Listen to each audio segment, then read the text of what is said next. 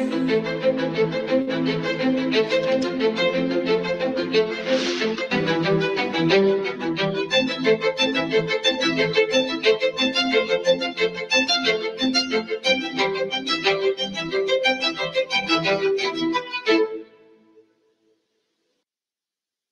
प्यारे देशवासियों, नमस्कार। मानसून के इस मौसम में प्राकृतिक आपदाएं देश की कसौटी कर रही हैं। पिछले कुछ हफ्तों में हमने बाढ़ और भूस्खलन का बड़ा कहर देखा है। कहीं घर उजड़ गए, कहीं खेत डूब गए, परिवार के परिवार उजड़ गए। पानी के तेज बहाव में कहीं पुल बह गए, सड़कें बह गई, लोगों का जीवन संकट में फंस गया। इन घटनाओं ने हर हिंदुस्तानी को दुखी किया है। जिन परिवारों ने अपने प्रियजन खोए, उनका दर्द हम सबका दर्द है। जहां भी संकट आया, वहां के लोगों को बचाने के लिए हमारे एनडीआरएफ, एसडीआरएफ के जवान, अन्य सुरक्षा बल, हर कोई दिन रात जुटे रहे। जवानों ने तकनीक का सहारा भी लिया है। थर्मल कैमरे, लाइव डिटेक्टर, स्नीफर डॉग्स और ड्रोन सर्विलेंस ऐसे अनेक आधुनिक संसाधनों के सहारे राहत कार्य में तेजी लाने की भरपूर कोशिश की गई। इस दौरान हेलीकॉप्टर से राहत सामग्री पहुंचाई गई, घायलों को एयरलिफ्ट किया गया। आपदा की घड़ी में सेना मददगार बनकर सामने आई। स्थानीय लोग, सामाजिक कार्यकर्ता, डॉक्टर, प्रशासन, संकट की इस घड़ी में सभी ने हर संभव प्रयास किया। मैं ऐसे हर नागरिक को हृदय से धन्यवाद देता हूं, जिन्होंने इस कठिन समय में मानवीयता को सबसे ऊपर रखा हुआ है। मेरे प्यारे देशवासियों, बाढ़ और बारिश की इस तबाही के बीच जम्मू कश्मीर ने दो बहुत खास उपलब्धियां भी हासिल की है। इन पर ज्यादा लोगों का ध्यान नहीं गया, लेकिन जब आप उन उपलब्धियों के बारे में जानेंगे तो आपको बहुत खुशी होगी। जम्मू कश्मीर के पुलवामा के एक स्टेडियम में रिकॉर्ड संख्या में लोग इकट्ठा हुए। यहां पुलवामा का पहला डे नाइट क्रिकेट मैच खेला गया। पहले ये होना असंभव था, लेकिन अब मेरा देश बदल रहा है। ये मैच रॉयल प्रीमियर लीग का हिस्सा है, जिसमें जम्मू कश्मीर की अलग अलग टीमें खेल रही हैं। इतने सारे लोग, खासकर युवा, पुलवामा में रात के समय हजारों की तादाद में क्रिकेट का आनंद लेते हुए, ये नजारा वाकई देखने लायक था। साथियों, दूसरा आयोजन जिसने ध्यान खींचा वो है देश में हुआ पहला खेलो इंडिया वाटर स्पोर्ट्स फेस्टिवल, और वो भी श्रीनगर की डल झील पर हुआ। सचमुच ऐसा उत्सव आयोजित करने के लिए ये कितनी खास जगह है। इसका उद्देश्य है जम्मू कश्मीर में वाटर स्पोर्ट्स को और लोकप्रिय बनाना। इसमें पूरे भारत से 800 से अधिक एथलीट्स ने हिस्सा लिया। महिला एथलीट्स भी पीछे नहीं रही, उनकी भागीदारी भी लगभग पुरुषों के बराबर थी। मैं उन सभी खिलाड़ियों को बधाई देना चाहता हूं जिन्होंने इसमें भाग लिया। विशेष बधाई मध्य प्रदेश को, जिसने सबसे ज्यादा मेडल जीते। उसके बाद हरियाणा और उड़ीसा का स्थान रहा। जो की सरकार और वहां की जनता की आत्मीयता और मेहमान नवाजी की मैं भूरी भूरी प्रशंसा करता हूं। साथियों, इस आयोजन से जुड़े अनुभव को आप तक पहुंचाने के लिए मैंने सोचा है कैसे दो खिलाड़ियों से भी बात करूं जिन्होंने इसमें हिस्सा लिया। उनमें से एक है ओडिशा की रश्मिता साहू और दूसरे हैं श्रीनगर के मोहसिन अली। आइए सुनते हैं वो क्या कहते हैं। रश्मिता जी, नमस्ते। नमस्ते सर। जय जगन्नाथ। जय जगन्नाथ सर। रश्मिता जी, सबसे पहले तो आपको खेल जगत में सफलता के लिए बहुत बहुत बधाई। Thank you sir. रश्मिता, हमारे श्रोता आपके बारे में और आपकी खेल यात्रा के बारे में जानने के लिए बहुत उत्सुक है। मैं भी बहुत उत्सुक हूँ। बताइए। सर मैं रश्मिता साहू हूँ, उड़ीसा से। और मैं कैनोइंग प्लेयर हूँ। मैं 2017 से स्पोर्ट्स ज्वाइन किया था, कैनोइंग शुरू किया था। और मैं नेशनल लेवल में नेशनल चैंपियनशिप और नेशनल गेम्स में पार्टिसिपेट किया हूँ। मेरा 41 मेडल्स है, 13 गोल्ड, 14 सिल्वर और 14 ब्रॉन्ज मेडल सर। इस खेल की रुचि कैसे बनी? सबसे पहले किसने आपको इस तरफ प्रेरित किया? आपके परिवार में खेल का वातावरण है क्या? नहीं सर, मैं जिस गांव से आती हूँ उसमें खेल का कोई ये नहीं था। तो इधर नदी में बोटिंग हो रहा था, तो ऐसे स्विमिंग के लिए गया था। तो ऐसे में और मेरा दोस्त लोग ऐसे स्विमिंग कर रहा था, तो एक बोट गया है कैनोइंग काइकिंग का। तो मेरे को उसके बारे में कुछ पता नहीं था। तो मैंने मेरा दोस्त को पूछा ये क्या है। तो दोस्त ने बता दिया कि उधर जगतपुर में साई स्पोर्ट्स सेंटर है, उसमें खेल का होता है, उसमें मैं भी जाने वाली हूँ। मेरे को बहुत इंटरेस्टिंग लगा। तो ये क्या है, मुझे पता भी नहीं था। ये तो पानी में बच्चे लोग कैसे करते हैं, बोटिंग करते हैं। मैं वो उसको बोला कि मुझे भी जाना है, कैसे कैसे जाना है मुझे भी बताओ। तो उधर जाके बात करो बोला है। फिर मैं तुरंत घर में जाके पापा मेरे को जाना है, पापा मेरे को जाना है। फिर पापा लोग ठीक है लेके आया। उस टाइम ट्रायल तो नहीं था। फिर कोच लोग ने बोला कि ट्रायल फरवरी में होता है, फरवरी मार्च में, आप उस टाइम ट्रायल के टाइम में आ जाओ। फिर मैं ट्रायल के टाइम में आया। अच्छा रश्मिता, कश्मीर में हुए खेलो इंडिया वाटर स्पोर्ट्स फेस्टिवल में आपका स्वयं का अनुभव कैसा रहा? पहली बार कश्मीर गई थी? हाँ सर, मैं पहली बार कश्मीर गई थी। हम लोग को उधर फर्स्ट खेलो इंडिया वाटर स्पोर्ट्स फेस्टिवल आयोजित किया गया था। उसमें मेरा 2 इवेंट था, सिंगल 200 मीटर और 500 मीटर डबल में। और मैं दोनों में गोल्ड मेडल हासिल किया हूँ सर। अरे वाह, दोनों में लाई हो। Yes sir. बहुत बहुत बधाई। Thank you sir. अच्छा रश्मिता, वाटर स्पोर्ट्स के अलावा आपकी क्या हॉबीज हैं? सर वाटर स्पोर्ट्स के अलावा सर मेरे को रनिंग बहुत अच्छा लगता है। जब भी मैं छुट्टी में जाती हूँ तब मैं रनिंग के लिए जाती हूँ। मेरा जो पुराना फील्ड है उधर मैं पहले थोड़ा सा फुटबॉल खेलना सीखी थी, तो उधर जब भी जाती थी मैं बहुत रनिंग करती हूँ। और मैं फुटबॉल भी खेलती हूँ सर, थोड़ा बहुत। मतलब खेल आपके रगों में है। हाँ सर, मैं जब फर्स्ट क्लास से 10th क्लास तक जब स्कूल में था, तो मैं जो भी पार्टिसिपेट करता था उसमें सब में फर्स्ट होता था, चैंपियन होता था सर। रश्मिता, जो लोग आपकी तरह खेलों में आगे बढ़ना चाहते हैं, अगर उनको कोई संदेश देना है तो आप क्या दोगी?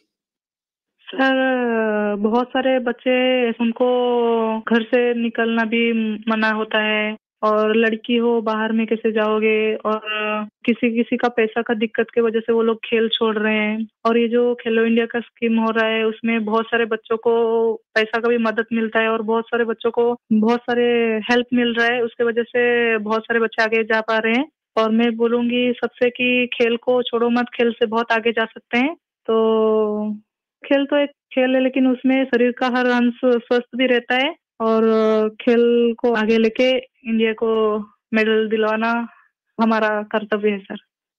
चलिए रश्मिता जी, मुझे बहुत अच्छा लगा। आपको फिर से एक बार बहुत बहुत बधाई। और आपके पिताजी को भी मेरी तरफ से प्रणाम कहिएगा, क्योंकि उन्होंने इतनी कठिनाइयों के बीच भी एक बेटी को आगे बढ़ने के लिए इतना प्रोत्साहन दिया। मेरी बहुत बहुत शुभकामनाएं हैं। धन्यवाद। Thank you sir. जय जगन्नाथ। जय जगन्नाथ सर। मोहसिन अली, नमस्ते। नमस्ते सर। मोहसिन जी, आपको बहुत बहुत बधाई और आपके उज्जवल भविष्य के लिए बहुत बहुत शुभकामनाएं। Thank you sir. मोहसिन, आपने पहले खेलो इंडिया वाटर स्पोर्ट्स इसका फेस्टिवल, और उसमें भी सबसे पहला गोल्ड मेडल जीतने वाले आपको कैसा लगा? सर बहुत ही खुश हूँ मैं। मैंने गोल्ड मेडल जीता है खेलो इंडिया में, जो पहली बार हुआ है यहाँ पर कश्मीर में। लोगों में क्या चर्चा है? बहुत ही चर्चे है सर। पूरी फैमिली खुश है अभी। आपके स्कूल वाले? स्कूल वाले भी सब खुश है। कश्मीर में सब बोलते हैं आप गोल्ड मेडलिस्ट हो। तो आप तो बड़े सेलिब्रिटी बन गए। Yes sir.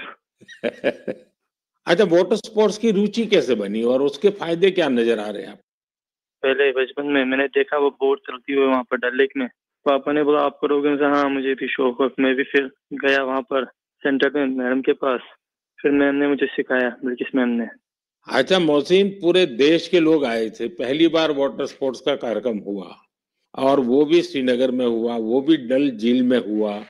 इतने सारे देश के लोग आए तो वहां के लोगों को क्या फील होता था?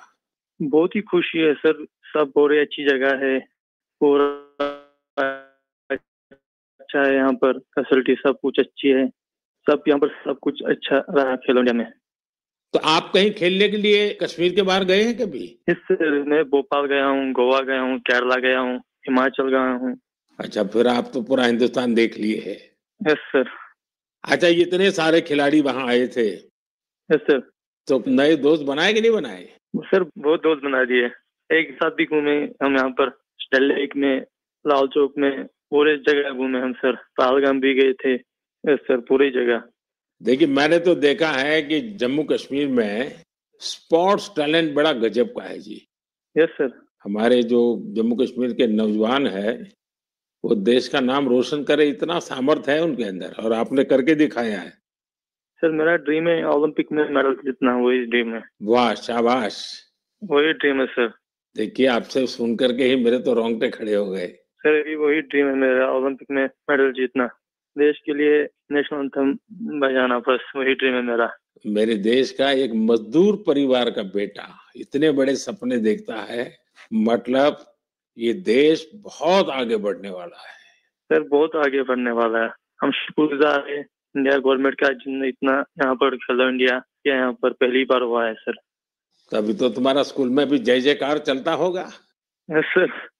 चलिए मोहसिन, मुझे बहुत अच्छा लगा आपसे बात करके, और मेरी तरफ से आपके पिताजी को विशेष रूप से मेरा धन्यवाद करना, क्योंकि उन्होंने मजदूरी की जिंदगी जी करके भी आपकी जिंदगी बनाई है, और आपने अपने पिताजी के शब्दों पर बिल्कुल आराम किए बिना 10 साल तक तपस्या की है।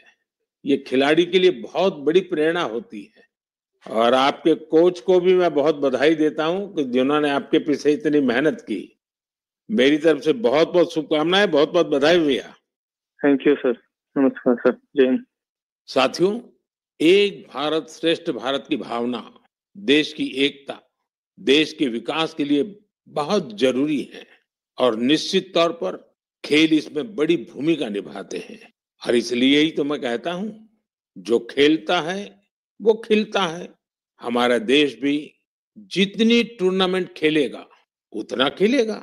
आप दोनों खिलाड़ियों को, आपके साथियों को मेरी बहुत बहुत शुभकामनाएं। मेरे प्यारे देशवासियों, आपने यूपीएससी का नाम तो जरूर सुना होगा। ये संस्था देश की सबसे कठिन परीक्षाओं में से एक सिविल सर्विसेज का एग्जाम भी लेती है। हम सब ने सिविल सर्विसेज के टॉपर्स की प्रेरणादायी बातें अनेक बार सुनी है। ये नौजवान कठिन परिस्थितियों में पढ़ाई के बाद अपनी मेहनत से इस सर्विस में जगह पाते हैं। लेकिन साथियों, यूपीएससी की परीक्षा की एक सच्चाई और भी है। हजारों ऐसे उम्मीदवार भी होते हैं जो बेहद काबिल होते हैं, उनकी मेहनत भी किसी से कम नहीं होती, पर मामूली अंतर से वो अंतिम सूची तक नहीं पहुंच पाते। इन उम्मीदवारों को दूसरी परीक्षाओं के लिए नए सिरे से तैयारी करनी पड़ती है। इसमें उनका समय और पैसा दोनों खर्च होता था। इसलिए अब ऐसे होनहार विद्यार्थियों के लिए भी एक डिजिटल प्लेटफॉर्म बनाया गया है, और इसका नाम है प्रतिभा सेतु। प्रतिभा सेतु में उन उम्मीदवारों का डेटा रखा गया है जिन्होंने यूपीएससी की अलग अलग परीक्षाओं के सभी चरण पास किए, लेकिन अंतिम मेरिट लिस्ट में उनका नाम नहीं आ पाया। इस पोर्टल पर 10,000 से ज्यादा ऐसे होनहार युवाओं का डेटा बैंक मौजूद है। कोई सिविल सर्विस की तैयारी कर रहा था, कोई इंजीनियरिंग सर्विस में जाना चाहता था, कोई मेडिकल सर्विसेज के हर पड़ाव को पार कर चुका था, लेकिन फाइनल में उसका सिलेक्शन नहीं हुआ। ऐसे सभी उम्मीदवारों की जानकारी अब प्रतिभा सेतु पोर्टल पर उपलब्ध कराई जा रही है। इस पोर्टल से प्राइवेट कंपनियों इन होनहार स्टूडेंट्स की जानकारी लेकर उन्हें अपने यहाँ नियुक्ति दे सकती है। साथियों, इस प्रयास के नतीजे भी आने लगे हैं। सैकड़ों उम्मीदवारों को इस पोर्टल की मदद से तुरंत नौकरी मिली है और वो युवा जो मामूली अंतर से रुक गए थे, अब नए आत्मविश्वास के साथ आगे बढ़ रहे हैं। मेरे प्यारे देशवासियों, आज पूरी दुनिया का ध्यान भारत की तरफ है। भारत में छिपी संभावनाओं पर दुनिया भर की नजर है। इसी से जुड़ा एक सुखद अनुभव मैं आपसे साझा करना चाहता हूं। आपको पता है कि आजकल पॉडकास्ट का बहुत फैशन है। विभिन्न विषयों से जुड़े पॉडकास्ट को भांति भांति के लोग देखते और सुनते हैं। बीते दिनों मैं भी कुछ पॉडकास्ट में शामिल हुआ था। ऐसा ही एक पॉडकास्ट दुनिया के बहुत फेमस पॉडकास्टर लैक्स फ्रीडमैन के साथ हुआ था। उस पॉडकास्ट में बहुत सारी बातें हुई और दुनिया भर के लोगों ने उसे सुना भी। और जब पॉडकास्ट पर बात हो रही तो बातों बातों में ऐसे ही मैंने एक विषय उठाया था। जर्मनी के एक खिलाड़ी ने उस पॉडकास्ट को सुना और उसका ध्यान मैंने उसमें जो बात बताई थी उस पर केंद्रित हो गया। उन्होंने उस टॉपिक से इतना कनेक्ट किया कि पहले उन्होंने उस टॉपिक पर रिसर्च की और फिर जर्मनी में भारतीय दूतावास से संपर्क किया और उन्होंने चिट्ठी लिखकर बताया कि वो उस विषय को लेकर भारत से जुड़ना चाहते हैं। आप सोच रहे होंगे कि मोदी जी ने पॉडकास्ट में ऐसा कैसा विषय कह दिया जो जर्मनी के खिलाड़ी को प्रेरित कर गया। ये कौन सा विषय था? मैं आपको याद कराता हूं। मैंने पॉडकास्ट में बातों बातों में मध्य प्रदेश के शहडोल के फुटबॉल के क्रेज से जुड़ा एक गांव का वर्णन किया था। दरअसल 2 साल पहले मैं शहडोल गया था। वहां के फुटबॉल प्लेयर से मिला था। पॉडकास्ट के दौरान एक सवाल के उत्तर में मैंने शहडोल के फुटबॉल खिलाड़ियों का भी जिक्र किया था। यही बात जर्मनी के फुटबॉल खिलाड़ी और कोच डिटमार बायर्सडॉर्फर ने भी सुनी। शहडोल के युवा फुटबॉल खिलाड़ियों की लाइफ जर्नी ने उन्हें बहुत प्रभावित और प्रेरित किया। सही में किसी ने कल्पना भी नहीं की थी कि वहां के प्रतिभाशाली फुटबॉल खिलाड़ी दूसरे देशों का ध्यान अपनी ओर आकर्षित करेंगे। अब जर्मनी के इस कोच ने शहडोल के कुछ खिलाड़ियों को जर्मनी की एक एकेडमी में ट्रेनिंग देने की पेशकश की है। इसके बाद मध्य प्रदेश की सरकार ने भी उनसे संपर्क किया है। जल्द ही शहडोल के हमारे कुछ युवा साथी ट्रेनिंग कोर्स के लिए जर्मनी जाएंगे। मुझे यह देखकर भी बहुत आनंद आता है कि भारत में फुटबॉल की लोकप्रियता निरंतर बढ़ रही है।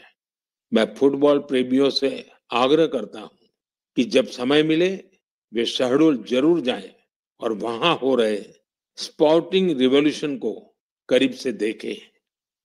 मेरे प्यारे देशवासियों, सूरत में रहने वाले जितेंद्र सिंह राठौड़ के बारे में जानकर आपको बहुत सुखद एहसास होगा। मन गर्व से भर जाएगा।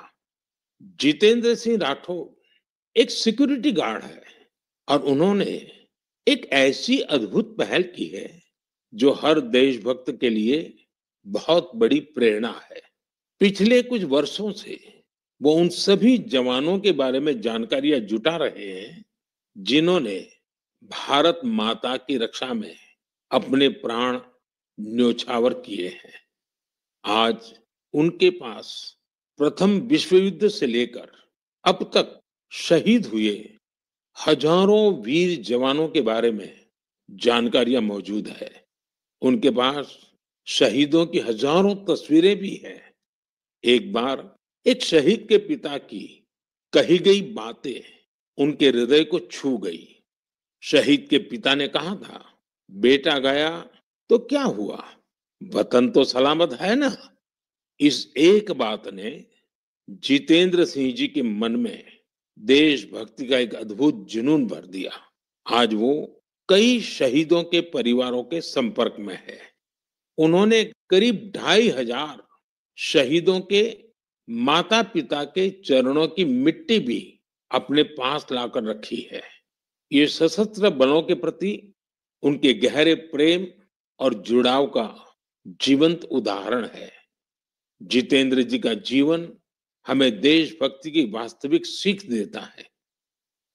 मेरे प्यारे देशवासियों, आजकल आपने देखा होगा, अक्सर घर की छतों पर, बड़ी इमारतों पर, सरकारी दफ्तरों में सोलर पैनल चमकते हुए दिखाई देते हैं।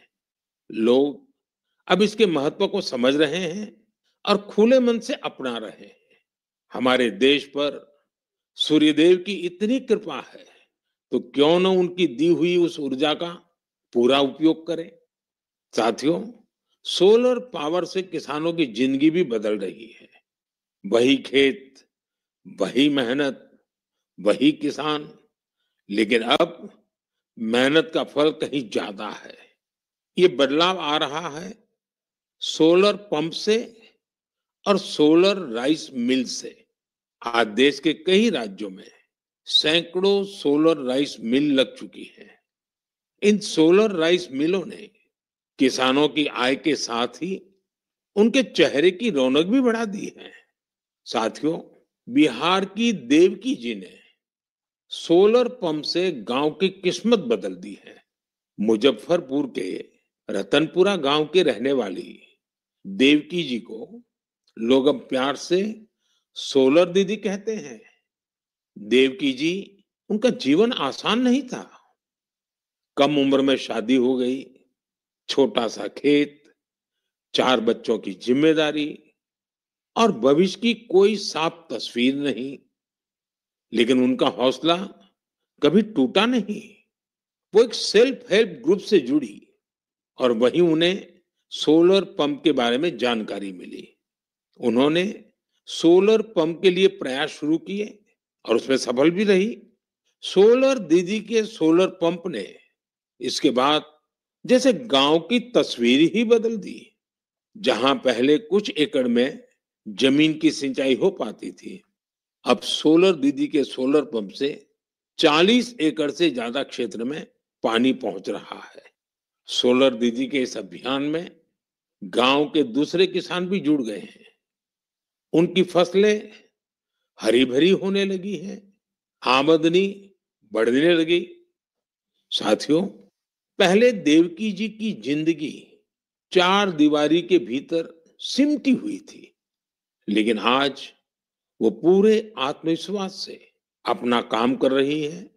सोलर दीदी बनकर पैसे कमा रही है और सबसे दिलचस्प बात की, वो क्षेत्र के किसानों से यूपीआई के जरिए पेमेंट लेती है। अब पूरे गांव में उन्हें बहुत सम्मान से देखा जाता है। उनकी मेहनत और दूरदर्शिता ने दिखा दिया है कि सौर ऊर्जा सिर्फ बिजली का साधन नहीं है, बल्कि ये गांव-गांव में नई रोशनी लाने वाली एक नई शक्ति भी है। मेरे प्यारे देशवासियों, 15 सितंबर को भारत के महान इंजीनियर मोक्षगुंडम विश्वेश्वरैया जी का जन्मदिन होता है। उस दिन को हम इंजीनियर्स डे के रूप में मनाते हैं। इंजीनियर सिर्फ मशीन नहीं बनाते, वे सपनों को हकीकत में बदल देने वाले कर्मयोगी होते हैं। मैं भारत के हर इंजीनियर की सराहना करता हूं, उन्हें अपनी शुभकामनाएं देता हूं। साथियों, सितंबर में ही भगवान विश्वकर्मा की पूजा का पवित्र अवसर भी आने वाला है। 17 सितंबर को विश्वकर्मा जयंती है। ये दिन हमारे उन विश्वकर्मा बंधुओं को भी समर्पित है जो पारंपरिक शिल्प, कौशल और ज्ञान विज्ञान को अनवरत एक पीढ़ी से दूसरी पीढ़ी तक पहुंचा रहे हैं। हमारे सुतार, लोहार, सोनार, कुम्हार, मूर्तिकार, बढ़ई मिस्त्री हमेशा से भारत की समृद्धि की बुनियाद रहे हैं।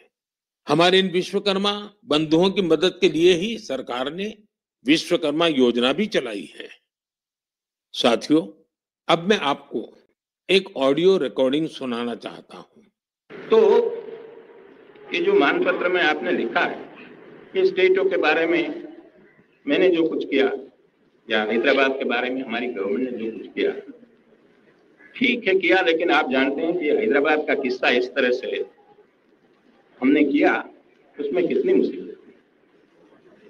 सब स्टेटों के साथ, सब प्रिंसेस के साथ हमने वायदा दिया था कि भाई कोई प्रिंस का, कोई राजा का हम अलग फैसला नहीं करेंगे, सबका एक के साथ जैसे सबका होता है ऐसा उनका भी।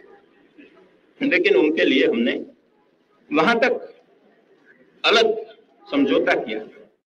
साथियों, ये आवाज लौह पुरुष सरदार वल्लभ भाई पटेल की है। हैदराबाद की घटनाओं पर उनके स्वर में जो पीड़ा है उसे आप महसूस कर सकते हैं।